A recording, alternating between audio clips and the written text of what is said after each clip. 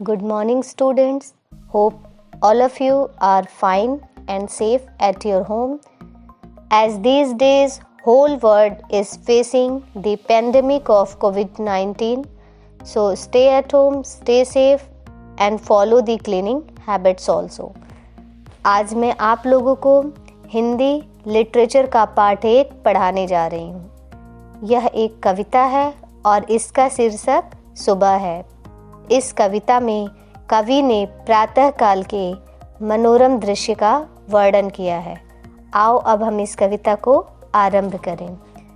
गरम गरम लड्डू सा सूरज लिपटा बैठा लाली में, सुबह सुबह रख आया कौन इसे आसमान की थाली में। प्रस्तुत पंक्तियों में कवि स्वयं से यह प्रश्न कर रहा है कि आसमान जो कि एक विस्तृत थाली की भांति प्रतीत हो रहा है, उसमें लड्डू सा गोल एवं गर्म प्रतीत होने वाला सूर्य को किसने स्थापित किया है। आगे की पंक्तियां कुछ इस प्रकार हैं। मूंदी आंखें खोली कलियों ने, चिड़ियों ने गाया गाना, गुनगुन करते भंवरों ने खिलते फूलों को पहचाना। इन पंक्तियों में कवि यह कहता है कि जैसे ही प्रातः काल की बेला आती है, कलियां निद्रा से जाग गई हैं तथा चिड़ियों ने प्रातः काल में गाना गाना प्रारंभ कर दिया है।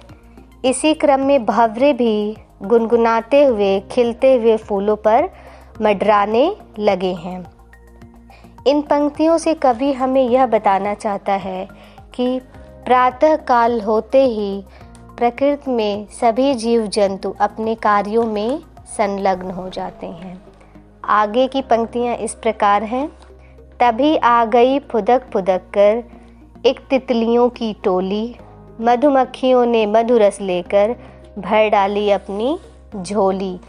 इन पंक्तियों में कवि ने प्रातः काल में तितलियों के झुंड द्वारा की गई गतिविधियों का वर्णन करते हुए कहा है कि प्रातः काल में मनोरम दृश्य से प्रसन्न होकर तितलियां फुदक फुदक कर अपनी प्रसन्नता को व्यक्त कर रही हैं तथा फूलों से मकरंद इकट्ठा करके मधुमक्खियां भी अत्यंत प्रसन्न हैं। इस कविता की आखिरी पंक्तियां कुछ इस प्रकार हैं। उठो उठो हम लगे काम पर, तब आगे बढ़ पाएंगे, वे क्या कर पाएंगे जीवन में जो सोते रह जाएंगे। इन पंक्तियों में कवि ने हम बच्चों से यह कहा है कि प्रकृति के प्रत्येक जीव प्रातः काल से उठकर अपने कार्यों में जिस प्रकार लग गए हैं, हमें भी उनका अनुसरण करते हुए प्रातः काल में उठकर अपने कर्तव्यों के पालन में लगकर अपने जीवन में श्रेष्ठता को प्राप्त करना चाहिए। अर्थात हमें आलस त्याग कर अपने जीवन को महान बनाने वाले कार्यों में लग जाना चाहिए। I have already explained this poem, Subah. Now I am giving you some exercise work based on this poem. You have to do it on your notebook. So read the poem again and do the exercise work.